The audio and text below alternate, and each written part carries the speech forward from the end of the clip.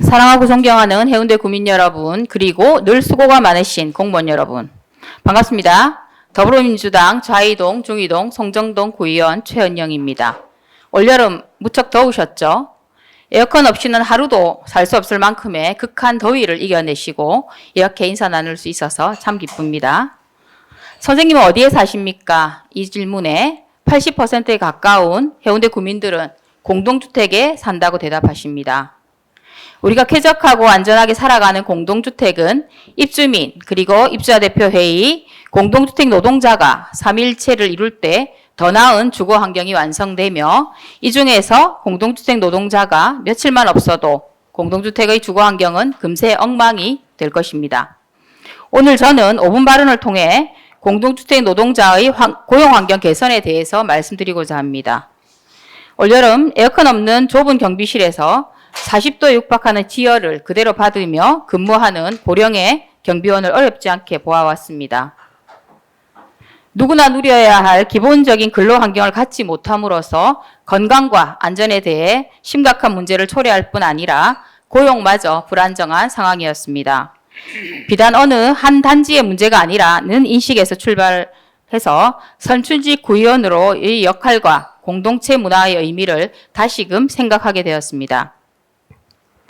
우리는 언론 보도를 통해 공동주택 노동자를 향한 갑질 등 다양한 사례의 차별적 인권 문제, 그리고 열악한 고용 환경으로 인한 심각한 문제들을 쉽게 접해왔습니다. 부산노동권익센터에서 발행한 부산 지역 아파트 경비 청소 노동자 실태 조사와 정책 방안에 따르면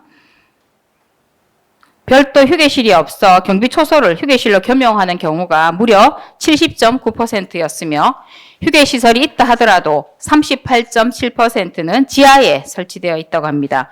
휴게시설이 휴게를 담보하지 못하는 참 열악한 상황입니다. 2022년 산업안전보건법 개정으로 아파트 내 사업장 휴게시설과 냉난방, 환기장치, 편의시설 등의 설치가 의무화되었으며 공동주택관리법 제85조에서는 각 지자체가 경비원 등 근로자의 근무환경 개선에 필요한 냉난방 및 안전시설 등의 설치 운영 비용의 일부를 지원할 수 있다고 규정합니다. 우리 해운대구는 2018년 11월 부산 최초로 건축과에 공동주택관리팀을 신설하였고 현재는 공동주택관리과로 개편되어 운영 중입니다. 그만큼 공동주택에 다양한 정책과 지원을 하겠다는 의지이기도 합니다. 하지만 법 개정으로 엄격해진 노동 실태에 대한 파악은 물론이고 법 이행에 대한 준비조차 하지 않고 있는 상황입니다. 특히 1년 전에 제정된 부산광역시 해운대구 공동주택 노동자 인권보호 및 지원에 관한 조례에 명시되어 있음에도 불구하고 공동주택 노동자의 부당한 인권 침해에 대한 법률 상담, 심리 상담을 위한 정신건강 서비스에 대한 예산을 전혀 편성하지 않고 있습니다. 예산이 곧 정책인데도 말입니다. 그렇다면 타 지자체의 몇몇 사례를 보겠습니다.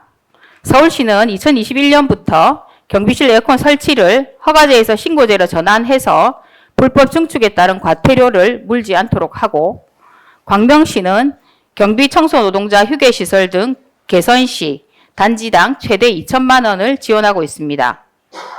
그리고 안양시는 지하에 있는 경비 미화원의 휴게시설을 지상으로 이전할 때 지원뿐 아니라 건축조례 개정을 통해서 절차를 간소화했습니다. 또한 성남시는 2018년부터 공동주택 지원 사업으로 공동주택 90개 단지, 경비실 1,060여 곳의 에어컨 설치를 지원해 왔는데 올해부터는 폭염기인 7, 8월 2개월간은 냉방 요금까지 지원하고 있다고 합니다. 이처럼 각 지자체에서 실질적 지원 사업을 앞다투어 펼치고 있습니다. 이제 우리 해운대구도 공동주택 노동자 현황 그리고 기본시설 등의 실태 파악부터 하고 현장 맞춤형 지원 사업을 펼쳐야 할 때입니다. 더 이상 공동주택을 사유재산으로 치부하며 그에 따른 민민 갈등을 두고만 볼 것이 아니라 사회적 문제로의 인식 전환이 절실합니다. 법 규정에 맞는 대책 수립으로 열악한 근로조건에 처한 공동주택 노동자의 고용 환경이 개선되어야 우리 국민의 삶도 더 안전하고 쾌적해질 것입니다. 오고 싶은 도시, 살고 싶은 도시가 슬로건에 그치지 않기 위한 해운대구의 적극적인 행정을 촉구합니다. 경청해 주셔서 감사합니다.